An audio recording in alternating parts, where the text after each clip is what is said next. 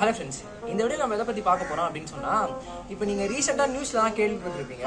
அதாவது இந்தியா வந்து ஒரு மிசைல் டெஸ்ட் பண்ணிச்சு. அந்த மிசைல் பார்த்தீங்கன்னா 4 times faster than the speed of sound அப்படின்னு வந்து சொல்லியிருப்பாங்க.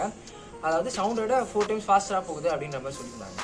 ஆக்சுவலி சவுண்டோட ஸ்பீட் என்ன அப்படின்னு சொல்லிட்டு உங்களுக்கு தெரியுமா? 344 மீட்டர்/செகண்ட் அப்படி தானே சொல்கிறீங்க. பட் அது வந்து சவுண்டோட ஆக்சுவல் டாப் ஸ்பீட் கிடையாது. நம்ம இந்த சவுண்டோட ஸ்பீடை கம்பேர் பண்ணுறோம் அப்படின்னு சொன்னால் கண்டிப்பாக அந்த டாப் ஸ்பீட் லிமிட் வச்சு தான் கம்பேர் பண்ணணும்.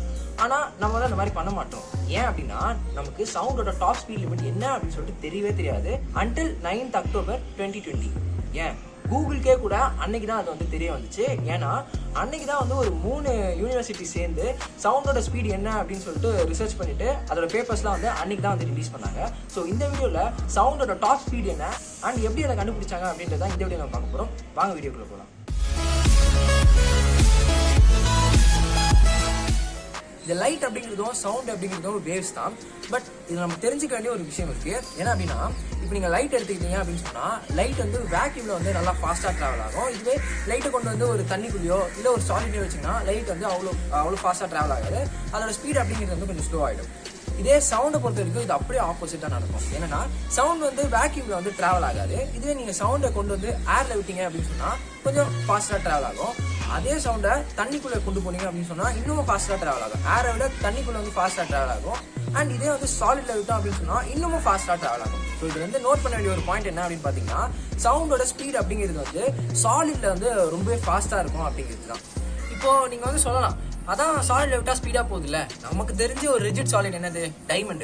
ஸோ அந்த டைமண்ட்ல அதோட ஸ்பீட் என்னவா இருக்கோ அதான் வந்து சவுண்டோட டாப் ஸ்பீட் அப்படின்னு சொல்லிட்டு நம்ம சொல்லலாம்.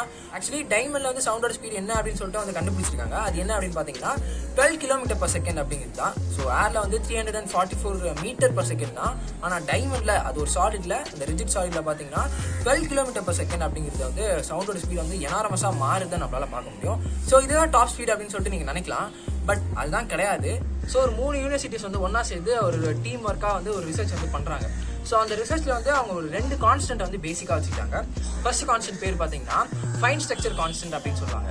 அதாவது இப்போ எல்லா பொருளையும் வந்து ஆட்டம் இருக்கும் கரெக்டா. ஸோ அந்த ஆட்டம்ல வந்து புரோட்டான் எலக்ட்ரான்லாம் இருக்கும். இதை வந்து நம்ம சார்ஜ் பார்ட்டிகல்ஸ் அப்படின்னு சொல்லுவோம் இல்லையா. ஸோ இந்த சார்ஜ் பார்ட்டிகல்ஸ் வந்து இன்ட்ராக்ட் ஆகும்போது எலக்ட்ரோ மேக்னெட்டிக் வேவ்ஸ் வந்து வரும். ஸோ அந்த எலக்ட்ரோ மேக்னெட்டிக் வேவ்ஸோட ஸ்ட்ரென்த் என்னவா இருக்கும் அப்படிங்கிறது தான் வந்து இந்த ஃபைன் ஸ்ட்ரக்சர் கான்ஸ்டன்ட் அப்படிங்கிறது. ஸோ இது ஒரு கான்ஸ்டன்ட்டாக யூஸ் பண்ணிக்கிட்டாங்க. அண்ட் இன்னொரு கான்ஸ்டன்ட் பார்த்தீங்கன்னா proton to electron mass ratio அப்படின்னு சொல்லுவாங்க. அதாவது புரோட்டானோட ரெஸ்ட் மாஸ் டிவைடட் பை எலக்ட்ரானோட ரெஸ்ட் மாஸ். ஸோ இதெல்லாம் வந்து கால்குலேட் பண்ணி இங்கே ஒரு கான்ஸ்டன்ட் வரும். ஸோ இந்த 2 கான்ஸ்டன்ட் வந்து ரொம்ப பேசிக்காக வச்சுக்கிட்டு இது கூட இன்னும் சில குவான்டிட்டிஸ்லாம் ஆட் பண்ணிக்கிட்டு ஒரு ஃபார்முலா வந்து பில்ட் பண்ணுறாங்க. இந்த ஃபார்முலா கரெக்டாக இல்லையா அப்படின்னு சொல்லிட்டு செக் பண்ணுறதுக்காக நிறைய லிக்விட்ஸ்லையும் அப்புறம் சாலிட்ஸ்லையும் வந்து சவுண்டோட ஸ்பீட் என்னவா இருக்கும் அப்படின்னு சொல்லிட்டு ப்ரிடிக்ட் பண்ணுறாங்க. அவங்க ப்ரிடிக்ட் பண்ண மாதிரியே எக்ஸ்பெரிமெண்டல் வேல்யூஸும் கரெக்டாக வந்துச்சு. ஸோ இவங்க பண்ண ரிசர்ச்சில் வந்து ஒரு இம்பார்ட்டண்டான ஒரு ப்ரெடிக்ஷன் அப்படின்னே சொல்லலாம்.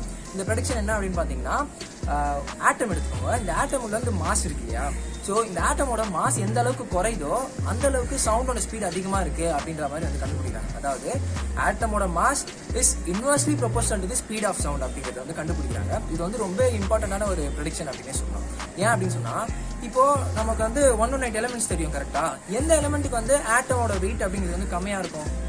கண்டிப்பாக அவங்க எல்லாருக்குமே தெரியும், ஹைட்ரஜன் அப்படிங்கிறது தான். ஸோ ஹைட்ரஜனில் தான் பார்த்தீங்கன்னா ஒரு புரோட்டான் தான் இருக்குது. ஸோ அதனால் அதில் வந்து மாஸ் ரொம்பவே கம்மியாக இருக்கும். இப்போ நம்ம என்ன கன்க்ளூட் பண்ணலாம் அப்படின்னு பார்த்தீங்கன்னா, ஒரு ஹைட்ரஜன் ஆட்டமில் வந்து சவுண்ட் வந்து பாஸ் பண்ணோம் அப்படின்னு சொன்னால் கண்டிப்பாக அதுதான் வந்து சவுண்டோட டாப் ஸ்பீடாக இருக்கும் அப்படின்னு சொல்லிட்டு நம்ம எல்லாருக்குமே இப்போ வந்து புரிஞ்சிருப்போம். ஸோ அதே தான் வந்து அவங்களும் வந்து பண்ணுறாங்க. சரி அவ்வளோதானே, முடிஞ்சிச்சு. அதான் வந்து கண்டுபிடிச்சிட்டாங்க ஹைட்ரஜன் வந்து ட்ராவல் பண்ணால் ஃபாஸ்ட் அப்படின்னு சொல்லிட்டு ஈஸியாக பாஸ் பண்ணிட்டு என்ன வேல்யூ அப்படின்னு சொல்லிட்டு சொல்லிடலாமே அப்படின்னு சொல்லிட்டு நீங்கள் நினைக்கலாம். அங்கே ஒரு டிஃபிகல்ட்டி வருது. என்ன அப்படின்னு சொன்னால், நான் முன்னாடியே சொன்னேன் சவுண்டோட ஸ்பீட் அப்படிங்கிறது வந்து சாலிடில் வந்து ரொம்ப ஃபாஸ்ட்டாக ட்ராவல் ஆகும் அப்படின்னு சொன்னேன் கரெக்டாக. ஸோ இப்போ என்ன பண்ணணும் அப்படின்னு பார்த்தீங்கன்னா, இந்த ஹைட்ரஜன் வந்து சாலிடாக மாற்றணும். அந்த சாலிடில் நம்ம வந்து சவுண்டை பாஸ் பண்ணி அப்போ கிடைக்கிற வேல்யூ அப்படிங்கிறது தான் வந்து சவுண்டோட டாப் ஸ்பீட் அப்படிங்கிறது. சரி பண்ணலாமே, ஹைட்ரஜனை வந்து சாலிடாக மாற்றலாமே அப்படின்னு நினச்சிங்கன்னா அது ரொம்ப பெரிய கஷ்டம். ஏன்னா இப்போ நீங்கள் லிக்விட் ஹைட்ரஜன் எடுத்துக்கிட்டீங்க அப்படின்னு சொன்னாலே அதுவே வந்து அதிகமான ப்ரெஷர் அண்ட் ரொம்ப கோல்டான ஒரு இடத்துல தான் அதை ஸ்டோர் பண்ணியிருக்க முடியும். அப்போ தான் வந்து அது லிக்விடாகவே மாறும். இதை நீங்கள் வந்து சாலிட் எடுத்துக்கிட்டீங்க அப்படின்னு சொன்னால் சாலிடுக்கு வந்து ஆல்மோஸ்ட் இப்போ நம்ம ஒரு ப்ரெஷர் ஃபீல் பண்ணுறோம் இல்லையா அந்த எர்த் சர்ஃபேஸில், அதை விட 1 million times அதிகமாக இருக்கணும் அந்த ப்ரெஷர் அப்படிங்கிறது. அதாவது கிட்டத்தட்ட 100 GPa அப்படின்னு சொல்லலாம் அந்த வேல்யூ அப்படிங்கிறது. ஸோ அவ்வளோ ப்ரெஷர் தேவைப்படும். அந்த ப்ரெஷரில் தான் வந்து இந்த ஹைட்ரஜன் அப்படிங்கிறது வந்து ஒரு சாலிடாகவே இருக்கும். இது வந்து ப்ராக்டிக்கலாக வந்து பாசிபிளே கிடையாது அப்படின்னு தான் சொல்லணும். ஏன்னா அவ்வளோ ப்ரெஷர் வந்து போட்டு அதை வந்து சாலிடாக மாற்றுறது வந்து ரொம்ப கஷ்டமான ஒரு விஷயம். ஸோ அதுக்கு என்ன பண்ணுறாங்க அப்படின்னு பார்த்தீங்கன்னா டீம் வந்து குவாண்டம் கம்ப்யூட்டிங் வந்து போகிறாங்க. அதை யூஸ் பண்ணிட்டு வந்து அவங்க சவுண்டோட ஸ்பீட் டாப் ஸ்பீட் என்ன அப்படின்னு சொல்லிட்டு கண்டுபிடிக்கிறாங்க. இப்போ நீங்கள் எல்லாருமே வந்து இந்த சவுண்டோட டாப் ஸ்பீட் என்ன அப்படின்னு தானே கேட்குறீங்க. சவுண்டோட டாப் ஸ்பீட் என்ன அப்படின்னு பார்த்தீங்கன்னா 36 km/s. இது பாத்தீங்கன்னா கிட்டத்தட்ட டைமண்ட்ல சவுண்டோட ஸ்பீடை விட 3 மடங்கு வந்து ஃபாஸ்டர் இந்த ஹைட்ரஜன் சாலிட்ல. ஸோ ரொம்ப ஆச்சரியமா இருக்குல்ல. சரி, இது அவ்வளோதானே, ஒரு சவுண்டோட ஸ்பீட் கண்டுபிடிச்சாங்க, ஒரு சூப்பர், அவ்வளோதான் முடிச்சிக்கலாம் அப்படின்னு நினைச்சீங்கன்னா நீங்க நினைக்கிற தப்பு. இது வந்து ரொம்ப பெரிய ஒரு இன்வென்ஷன். எந்த அளவுக்கு அப்படின்னு பாத்தீங்கன்னா, ஸோ இதை யூஸ் பண்ணிட்டு ஃபர்தரா வந்து நம்ம வந்து யூனிவர்ஸ்ல இருக்க நிறைய ஒரு ப்ராப்பர்ட்டிஸோட டாப் ஸ்பீட் என்ன அப்படின்னு சொல்லிட்டு கண்டுபிடிக்கலாம். லைக் வந்து தெர்மல் கண்டக்டிவிட்டியா இருக்கட்டும், சூப்பர் கண்டக்டிவிட்டியா இருக்கட்டும், இதுவே quark and gluon plasma, black holes, இந்த மாதிரி யூனிவர்ஸ்ல நிறைய விஷயங்களை வந்து இந்த கண்டுபிடிப்பை வச்சு எக்ஸ்ப்ளோர் பண்ண முடியும்.